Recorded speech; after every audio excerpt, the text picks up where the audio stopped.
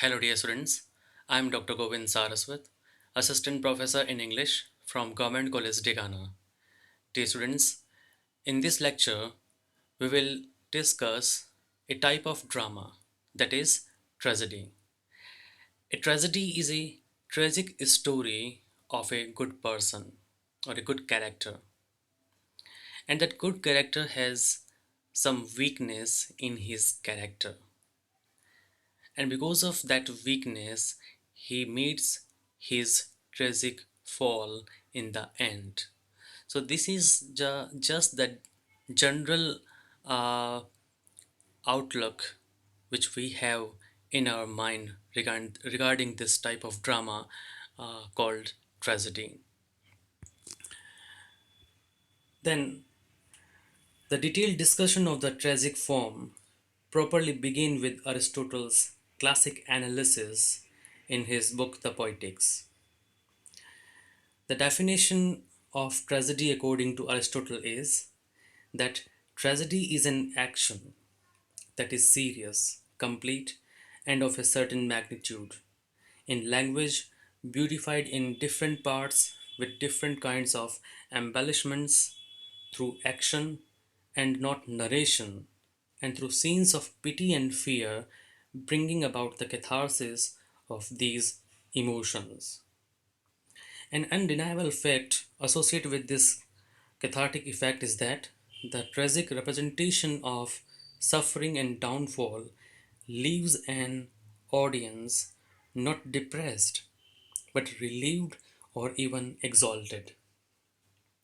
So, this definition of tragedy by Aristotle is all about how a tragedy should be written, what kind of effect it should produce. So, after this definition, let's discuss six basic elements of tragedy that were suggested by Aristotle. They are plot, character, diction, thought, spectator, and song. So, according to Aristotle, these six elements are should be there in a tragedy. Although he discussed in detail only plot and character, and the remaining elements are discussed in a general way. So we will talk about the two most important elements of tragedy. The first one is plot and then character. Regarding the plot of a tragedy, Aristotle says that the action which the tragedy imitates is its plot. And this plot consists of various events and incidents. This action which the tragedy imitates must be complete in itself. That is, it must have a beginning, middle, and an ending. The beginning should be like that from which further action flows out, and it should not be dependent on any previous situation. The middle is which is based inevitably what has gone before and also leads to an inevitable conclusion. And then the satisfying end. And the satisfying end is that which flows inevitably what has gone before but which doesn't lead to any further action. It shows the completion of the tragic action. At all points, Aristotle emphasizes that the tragic action must be in accordance with the laws of probability and necessity. He further divides the plot of a tragedy into two types, simple and complex. He calls a plot simple when the change in the fortune of the hero takes place without peripecia and discovery, and the plot is complex when it involves one or the other or both. Now, the term peripecia is the change in the fortune of the hero, and discovery is the change from ignorance to knowledge. And Aristotle prefers a complex plot, for it startles and captures the attention.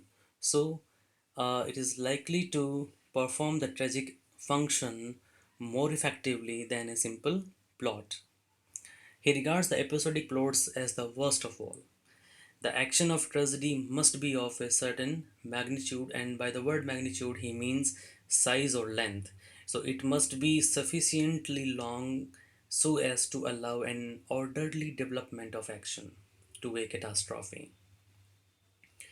And there are some more things which he has discussed regarding the plot of a tragedy, that there should not be poetic justice in tragic plot. Poetic justice means the reward for the good deeds and punishment for the bad deeds. So we often witness that the good characters also suffer, although the bad characters they are punished, but even then we see that good characters also suffer and they also meet their doom. So when we see the suffering of a good character, only then we can get the tragic effect. Otherwise, it will not create the tragic effect. Then, after this detailed discussion on plot, he lays down four essential qualities regarding the characterization. According to him, the character must be good. Then, the character must be appropriate. They must have likeness and they must have consistency. He should be a man of common virtue and weakness, uh, which can be neither a blameless character or who can neither be a blameless character nor a depraved villain. He should neither be uh, perfectly good nor perfectly bad, somewhat leaning more to the side of good than of evil. So, this is what he has suggested regarding the characterization uh, in a tragedy. Now, after the discussion regarding the elements of tragedy, Aristotle talks about the function. He says that the function of a tragedy is to present scenes of pity and fear, thus bringing about the catharsis of these emotions. I have already explained the term catharsis in another video. So if you want to know more about catharsis, I suggest you to watch that video on catharsis in my playlist. But when he says that the function of the tragedy is to present scenes of pity and fear, thus bring about by bringing about the catharsis of these emotions, but he did not mention as to how the tragedy uh, should do so. His silence provoked provoked various explanations from many critics regarding its function. It is a complex question, and a number of interpretations are possible. But what Aristotle exactly means by the term can only be understood with a reference of his other works, more especially the rhetoric, the poetics, and the ethics. But it would suffice a purpose to say that uh, by the catharsis of such emotions as pity and fear, he means their representation to the right proportion, to the desirable mean, to the golden mean, which is the basis of his discussion of human qualities in the ethics. So, this is the first part uh, in which I have discussed tragedy from the point of view of Aristotle. In another lecture, we will discuss tragedy as we find it in present context. Thank you for listening me carefully.